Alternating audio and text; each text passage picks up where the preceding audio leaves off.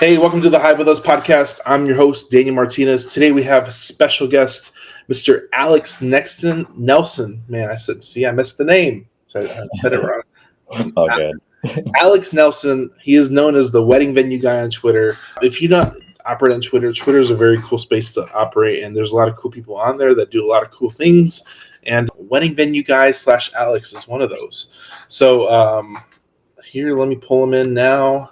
Alex, how are you doing today? Doing well, man. Thanks for having me on. So, Alex, this is your second podcast, so we're gonna get you used to doing these. So, if he fumbles, don't give him such a hard time. He's gonna do all right today. He's gonna do all right. Yeah, we'll see. Hopefully. So, can you tell us what part of the country you're from? Yep. So I have born and raised in Iowa, actually. So still in Iowa now. I went to the University of Iowa, graduated from there. My wife and I both did, and then that's where we built our venue. Is here, like in Iowa, like Cedar Rapids, Iowa City area. Okay. And one thing that I love about this is that this is like your first endeavor into entrepreneurship was the wedding venue. Yeah, yep. My brother had started a few companies, and I had worked for both those companies slightly, the last one being for the last 4 years. So I've kind of been in startup world a little bit, seen them raise some capital. And I always knew I'd go down that path eventually also, just to know exactly what. And I knew I kind of loved real estate as well. So then this ended up being a kind of a good mix of both, of a big real estate play, but it's also like an operating company too. So yeah. Okay, so I'm going to take this point. I want to highlight a video here because it's such a cool video. We're going to play it right here, so watch this.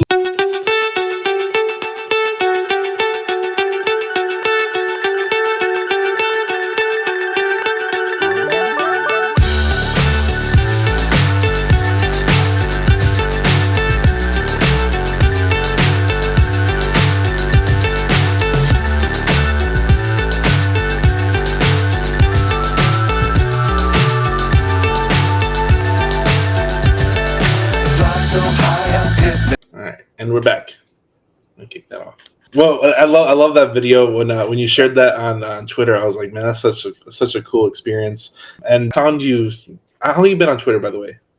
Earlier in the year, so April maybe, I think I hopped on. So yeah, it's been a pretty good growth since then. So it's been fun. But go ahead. I think I found you in maybe July or August. I found you somewhere. I feel like it was definitely. It wasn't too long ago, but it was really cool. One thing I love about what you do on Twitter is that you're very transparent, and you've grown a lot on Twitter where it's opened up new opportunities. So let's talk about this venue, and then we'll talk about future opportunities, stuff you're working on. But one of the things I love about this is that you designed that whole thing from scratch, and that sounds daunting on its own, but daunting, self-funding.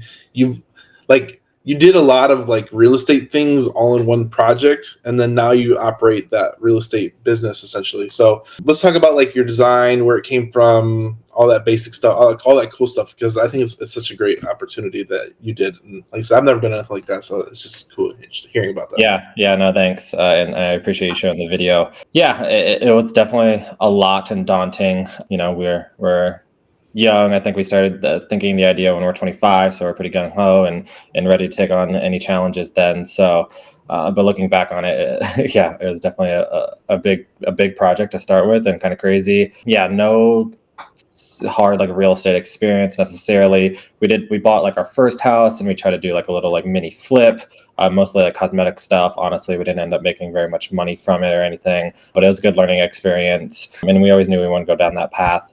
And then we built our next house. So then we kind of designed things within the house, and we really liked that side of it. So that's why we decided we'd take it up a notch and do the venue. And we definitely knew there was a need in the area for another venue.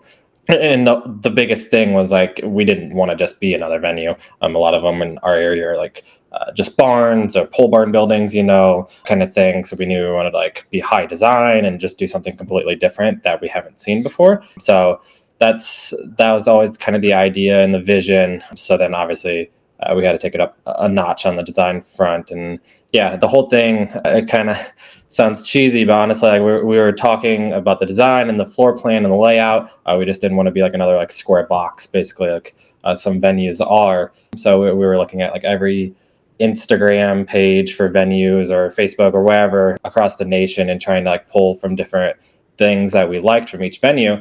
And I think we just talked about it so much that I went to bed like thinking about it, and I literally like had a dream about how I wanted the venue to be laid out, and that's kind of how we came up with, like, you can't totally tell in the that video, but we have like two big wings. So like one side has like the bridal suite on at the very end, and the other side has like the groom suite. So they almost get like their whole wing, and then like the middle of the building is like the big grand hall and stuff. So that was kind of like the grand vision.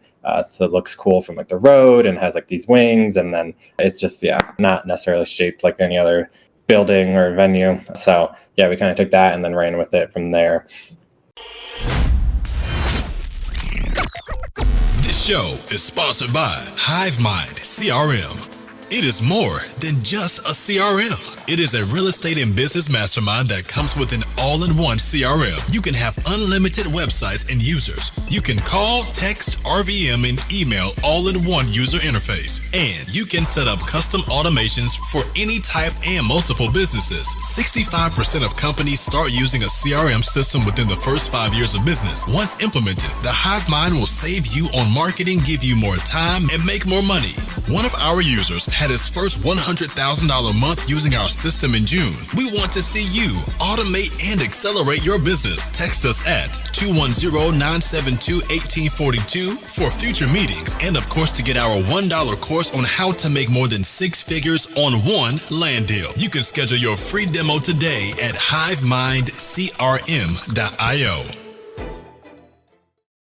Did you visit like any other venues in the area, or any go to the one Instagram ones? Did you go like scouting to kind of get some? Yeah, so honestly, I mean, we did, of course, but we didn't need to, because we had just gotten married in our area. Like, it's been 4 years ago now. So when we started doing it, it was probably like a year out from when we got married. So we literally just toured all the venues in our area, and then we had, like, we're like the age where like all of our friends and all of our family and cousins and things like we're getting married too. So we've been to tons of weddings around the area, and we'd seen most of them, within a 2-mile radius from us too. So yeah, that was like, we already like had done some market research just by, attending and being like the clientele first. I think it's funny because like you did your market research before you even started it, and then yeah, and incidentally, right? Not on purpose, but it worked out nice, because then we just knew like the venues like the back of our hand, pretty much, that are around the area.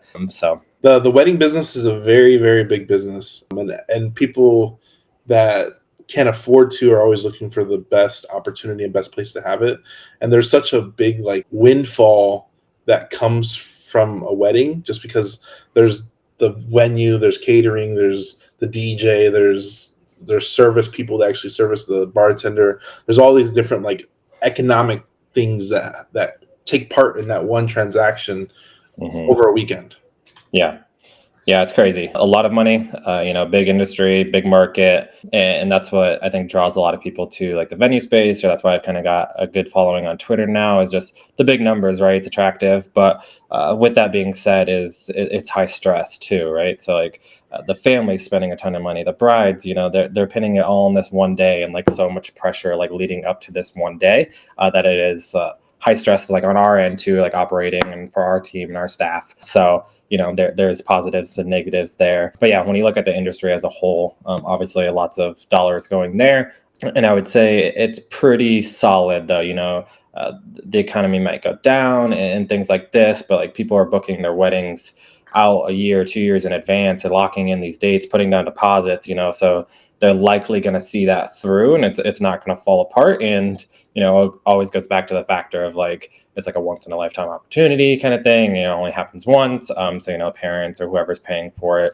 or the couples kind of go all out. So we like it from that perspective, like looking long term. I think it's just too big of a tradition to really change gears or focus too much down the road. So one thing I really want to tone in on, you kind of mentioned it, but not really overlooked it. But I know on Twitter you said that you locked in like weekends for like a whole year in advance and used those deposits to actually build your venue, which I thought that was ingenious. You got you did some what is it called? Like we did some pre-bookings. Pre-bookings. Yeah.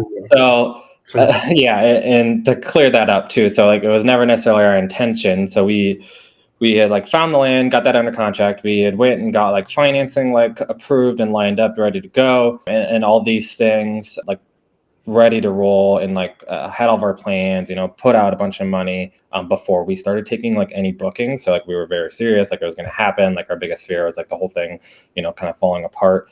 So we waited until we felt good about that. But we also knew that we were building, this like $3 million building, and we couldn't sit empty for like a year because weddings do book a year or 2 years in advance. So if we waited until we were like done with construction, we likely, it would have been empty for 6, 12 months, 18 months, or however long, which we just can afford to do with the carrying costs and everything. So yeah, we started doing pre-bookings, and I think by the time it was all said and done, we booked about 100 weddings before we were officially done with construction.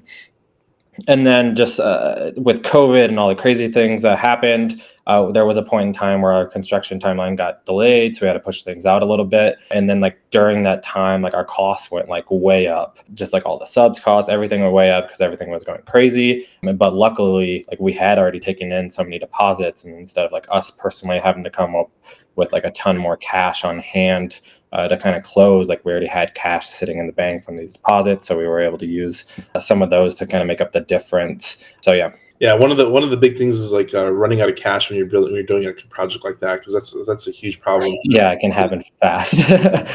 Yeah, so that was kind of the best part of it. And just as a business as a whole, we're getting these deposits in advance, so we always have cash kind of coming in way in advance. So it's kind of almost like a negative cash cycle business where you're getting cash before these events actually happen, which is nice. So you're not on a cash delay or cash crunch necessarily. 100%. Now, you said you only designed your house. Like, have you done any like entitlements before? Was that like your first time doing entitlements? Like, you went through like all the phases of like getting this. Did you have a mentor at all? Like, how'd you figure all this stuff out? Just kind of talking to the county and figuring it out? Yeah, no, we hadn't done any of that. I mean, looking back, I wish I had that experience or done that before kind of diving into this. But yeah, huge learning experience. And no, no mentor necessarily. We just kind of took it head on, and we made good friends like with our builder, our GC. He was super helpful kind of on the design front and just navigating all the hurdles that we came to. But yeah, it was mostly just on my wife and I to figure it out and get involved with the county. And of course, the county that we're in is known to be kind of tough and, tons of codes. And they also didn't like the developer who we were buying the land from. So it was this whole big battle, but we got it done and definitely learned a lot. Now when I'm looking at these other projects, it's like almost easy compared to what we had to go through. So.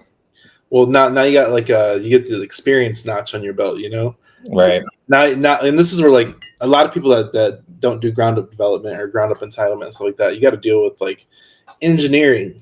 Like you could draw it up on the back of a napkin, but somebody's got to actually have the measurements and do the estimates and the cost of what it actually comes out to. Yeah. So, those are all things that we had like no idea about. It's like, oh, we thought we'd come up with a building plan, get a builder, get the land. Okay, that's like all your big costs, build it, construction costs, yes. But then it's you forget about all the gotta get a civil engineer to do your site plan. Then you got to get an architect that actually have stamped architect plans or stamped engineered plans in the buildings and MEPs and all these things. And that's why maybe it was a good thing that we didn't know all that going into it, because we slowly started paying for things up front and like floating the cash before we even knew if it was real or not, but then you get up to these, like getting these stamp plans is 50, 60 grand plus the site plan, 15, 20 grand. So it's like, by the time it was all said and done, just to get like the plans ready to like submit for approval, we had spent like 100 grand. Yeah. And maybe going hindsight, looking into it, maybe that would have been more daunting, but we kind of just figured it out as we went. So. The definition of gambling on yourself. Yeah. we always knew, like, it just came down to like, if we could just figure out how to get it built, like it was going to be a slam dunk. Like we knew there was a need in the area. We knew we could come up with a cool design. Like we were like the clients, basically. Like it was our age, our like friends getting married, like same kind of things. Like we felt like we really knew what they wanted. So we just had to figure out how to do it with no experience. But so yeah, it was fun. It was a challenge, and we thankfully got it done. So yeah, nobody thinks about like the fire marshal and sprinkler systems, and you now have a limit of how many people you can have in there. You have max occupancy, and then parking. Yeah, parking. handicap accessibility bathrooms.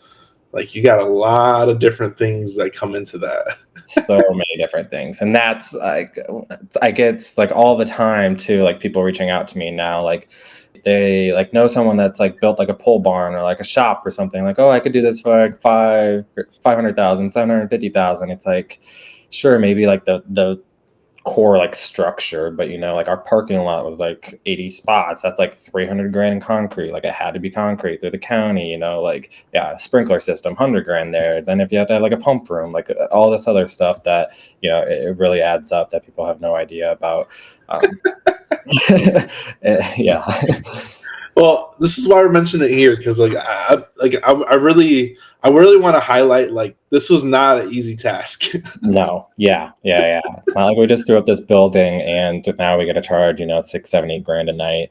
That's all fine and dandy and great now, but yeah, way more that goes into it than most will realize. And that's not a knock on people. Like we didn't know either. Yeah. But yeah, development's hard. So development's hard.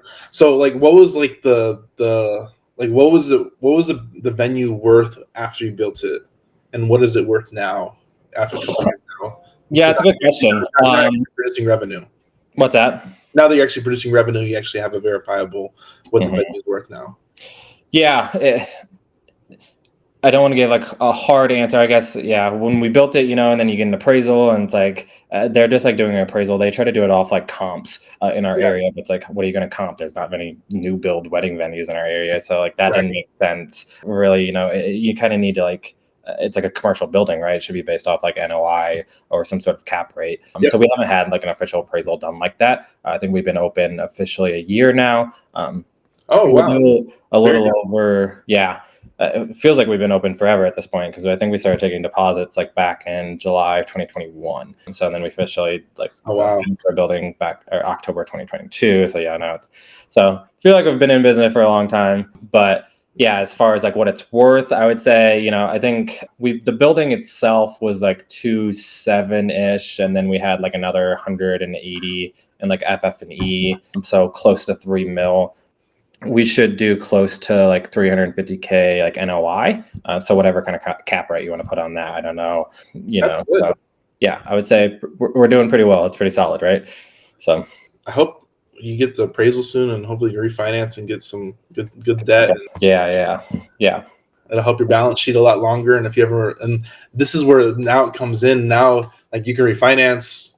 Now you have equity essentially, and 3/5 through the NOI is not something to knock at. Like that's a lot of money, and especially what cap rate you potentially that's a lot of money here and there.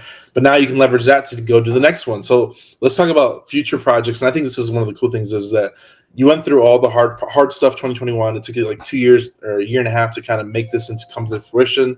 Now you actually have a viable product. You actually have a building. You have staff. You have all these things lined up now, and now opportunities just coming your way. Like, hey, let's do another one. Yeah, and it's honestly pretty crazy and a little overwhelming. I hopped on Twitter, and I can't tell you how many DMs I've gotten. Just hundreds and hundreds of people that either want to be LPs, or they have land that they like want me to like build a venue on, or they all finance it, but they want me to come manage it. All these different opportunities. The biggest one that we're working on now is like, we found it's outside of Charlotte, North Carolina. It's like a husband and wife team. They bought the land, got all the plans done, got all the approvals done with the county. Like basically it came down to like breaking ground. But that whole planning process took them like 2 years, kind of like us. They went back and forth with the county. I think he lost his job like in the middle of it or something. They got a new job. And then since like lending got tough, they basically went back to the bank, and then they wanted more money down. And these guys didn't have any more cash left. And they basically just taking a step back, and we're going to scrap it or kind of trying to sell it as is. So me and a buddy, my business partner that I actually met through Twitter, I was kind of consulting on his project that he's doing out in California on his property. We're looking to scoop this one up, and then we're probably going to raise capital for it and kind of build it out. It'll be a venue with like 10 cabins from there. And it's kind of going to be our model going forward, is like the venue, like a short-term rental little village, I guess you could say, where we'll make them like high design, modern cabins, maybe like Live Oak Lake vibes. I know everyone brings that one up, but kind of like that, but like anchored by this like wedding venue. So the venue will bring, 200-300 people a night. So, 300 to 600 people a weekend there that we should easily be able to rent out the cabins and hopefully be able to turn those and rent those out during the week as well. So One thing that I love that idea, because it's when you come onto it, you have a commercial property, so it's all about NOI. So you got to increase revenue. yeah. So one thing that I think I asked you on Twitter maybe a month ago or 2 months ago, was asked you like how often your team works, and then you're also like they were only like you do Friday, Saturday, Sunday, I believe. You can correct me if I'm wrong. And then what I asked you was like you do like consultations and stuff during the week, because you operate essentially all weekend. Like we're on a Thursday here. Like this is like your this is like your weekend right here. Yeah. Midweek is your weekend. Yeah. For every sacrificed your weekends. Yeah. Thankfully, we built out a team, and we don't like actually work. Not working today. There is like a rehearsal going on there today. And during the weekends, we don't work at weddings anymore unless like something really fell through and we had to or something. But yeah, I think that's another thing that people necessarily don't realize. And the people that are reaching out to me like, oh, what are you going to do during like the week? How come you don't have all these weekday rentals? The way like we operate is we'll do Friday, Saturdays, pretty much every weekend that we can during the busy season. Friday weddings get Thursday before for free. So they come in Thursday, set up, do the rehearsal. And then Sunday, we'll either have a wedding or we have a church that rents out our space. So now Thursday through Sunday is full. So that leaves Monday, Tuesday, Wednesday. And then, to get all these weddings, we'll do like a 70 weddings this year. To get 70 weddings, you got to do, 100 and something tours. So that those all have to happen Monday, Tuesday, Wednesday. And then everyone that books has like 2 planning meetings with us. So that's 140 meetings throughout the year. And those have to happen on Monday, Tuesday, Wednesday. So like the weekdays really do get full. We'll do some weekday events, usually on Wednesdays or something. But yeah, it makes for kind of a crazy week. And the venue, there's always someone there, basically.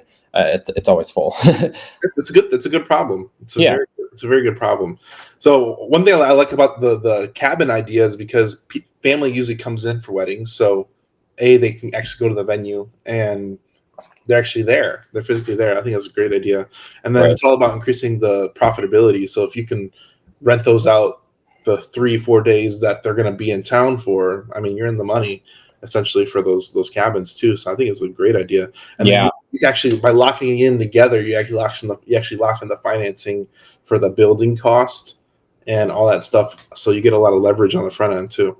Yeah, it just makes a lot more sense when you're looking at the numbers to it. Yeah, and like you said, they're coming in for multiple days usually. So like honestly, like Thursday through Sunday should be just like the wedding party or close family that's going to be renting those out. But then we can still rent it out during the week. And even bigger than that, like there's always going to be like some sort of like seasonality with weddings. Like I'm in Iowa, so winter is going to suck. So it's like May through like Thanksgiving weekend.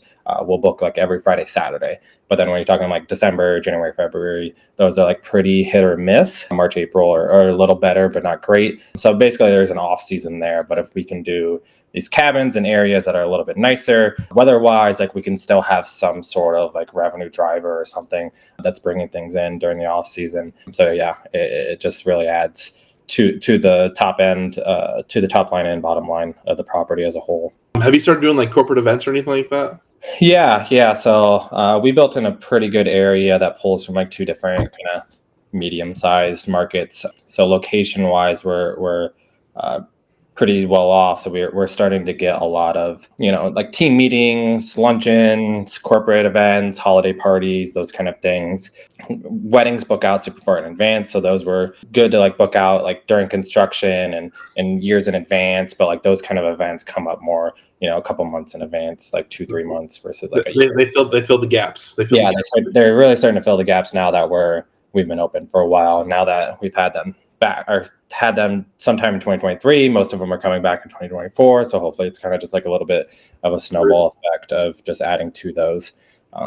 Repeat business. Definitely not as big of numbers. You're not getting $5,000 to $6,000 for these kind of rentals, but $1,000-$2,000 adds up. Plus they'll hopefully do like open bar or something that can add some more revenue too.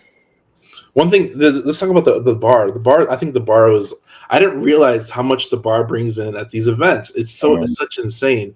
Can you talk about the numbers the bar brings in and like what's your margin on that? Just because like I knew it was one of those things, like I knew it was those revenue source there, but I didn't really like understand like how much people drink at these events. It's crazy.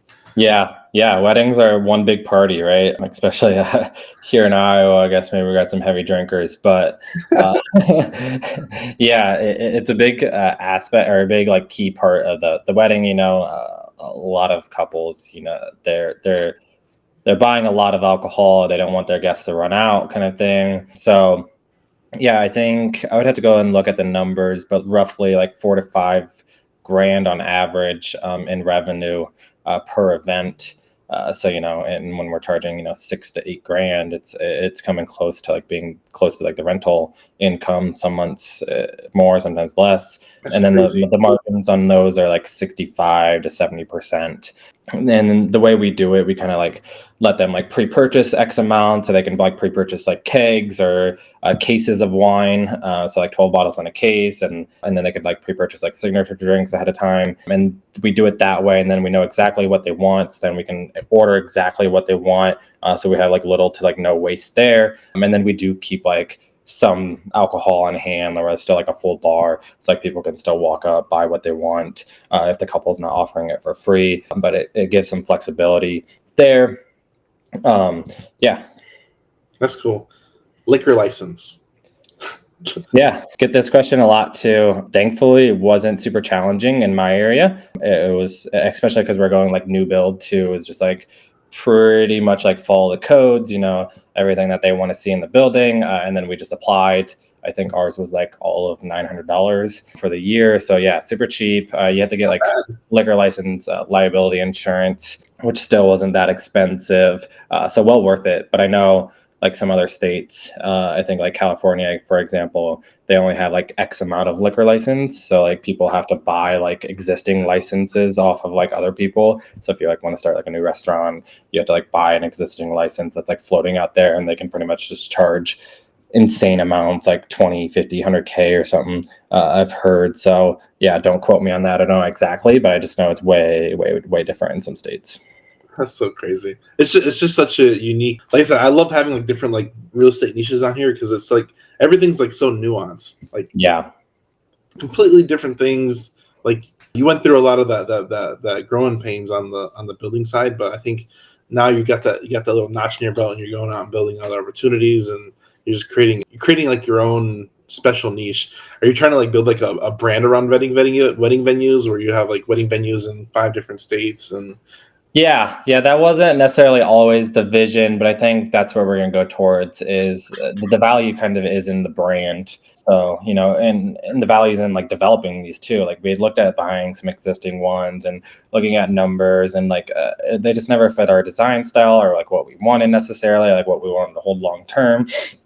And sellers are super unrealistic. They're like putting a value like on the real estate, but then also trying to do some sort of like multiple in the NOI, and it's just like it doesn't make sense. And you know, like with rates right now, like the NOI is never going to cover the debt services on like 99% of the venues we're looking at that were for sale. Anyway, so that's kind of just pushing us back towards development, doing it the way we want to do it right, high quality. And then with that, we might as well have like a brand that people know. And that also like creates value there in itself. So that's, yeah, kind of what we're going to be rolling out in the next few venues that we do. So how many potential venue projects are you working on right now? Yeah, so the North Carolina one is hopefully going to start in early 2024. And then we ideally will have another one breaking ground and rolling in 2024 also. Those will kind of be like our flagship ones. Key ones that were big venues, multiple cabins kind of thing, fitting that model.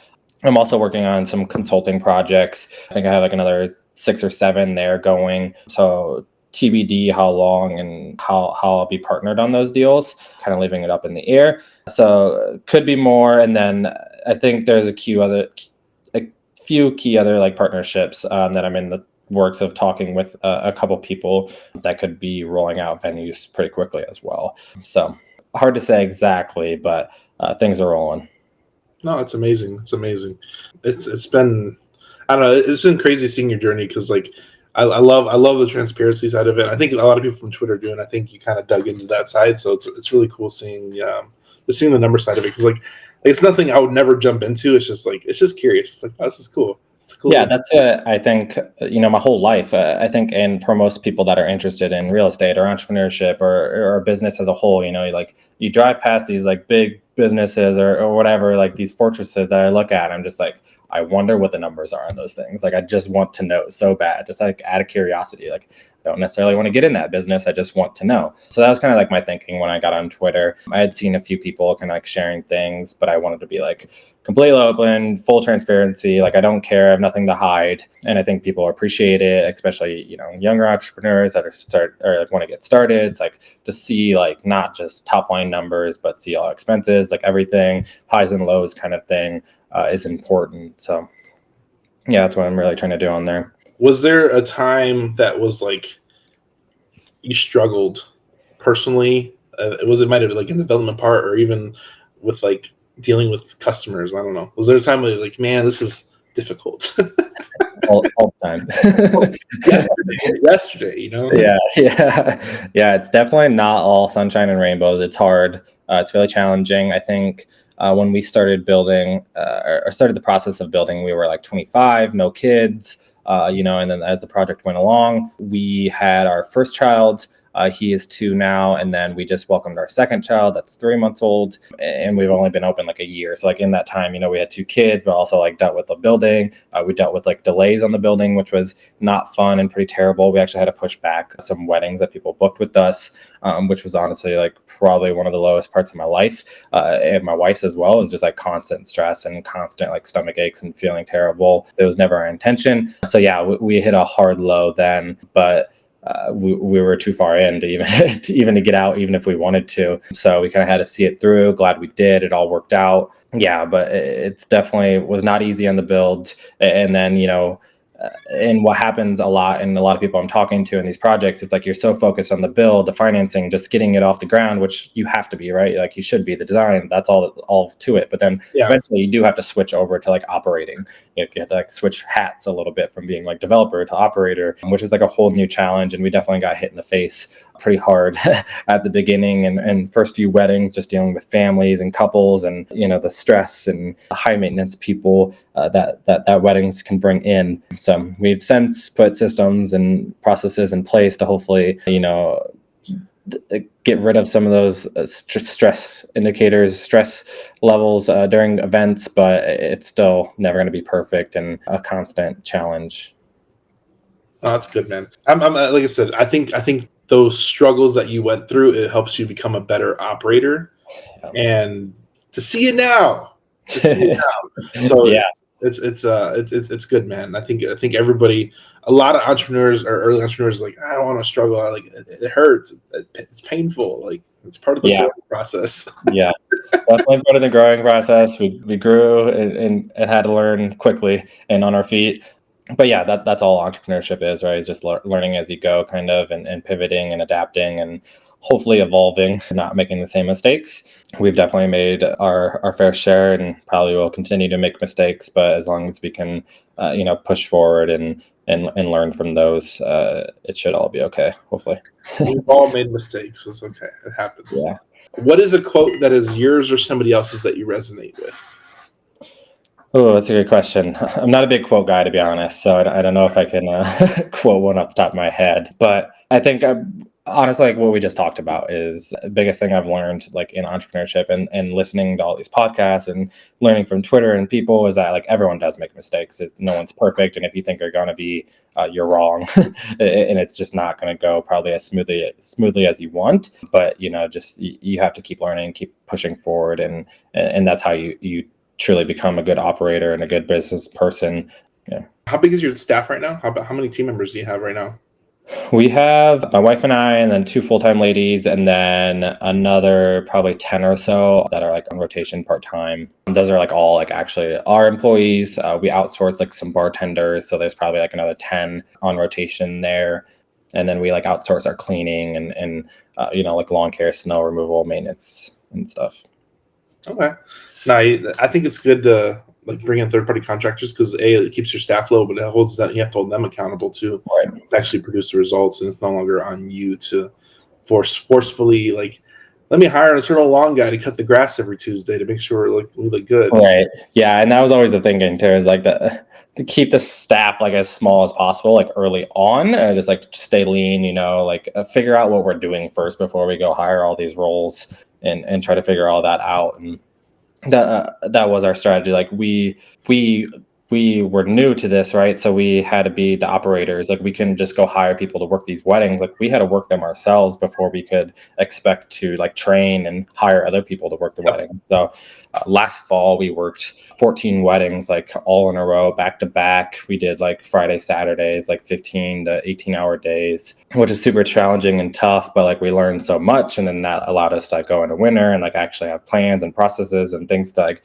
hire people and like train people on, and then like put a manager in place. But so that'd probably be one of my biggest pieces of advice too, of people looking to get into the space, is like, again, it's not just a real estate play. Like there's a real operating business, and it's not just going to be as simple as like plucking someone from events spaces or hotels or something and making them the manager and hoping it's going to run like super smoothly. I think you have to have like a real operator in there.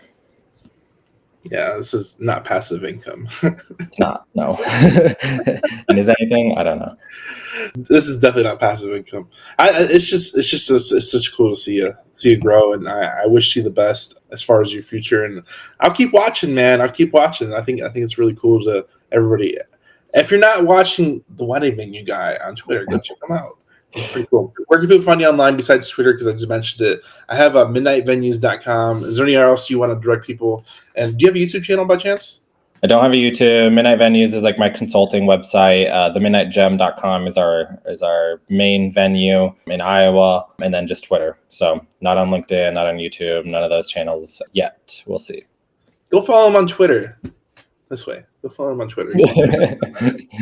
Twitter's great. It's been crazy and borderline like life-changing already. So I think when I talk to a lot of people like that, I think a lot of people try and like monetize it, but it's life-changing on the back end in different ways.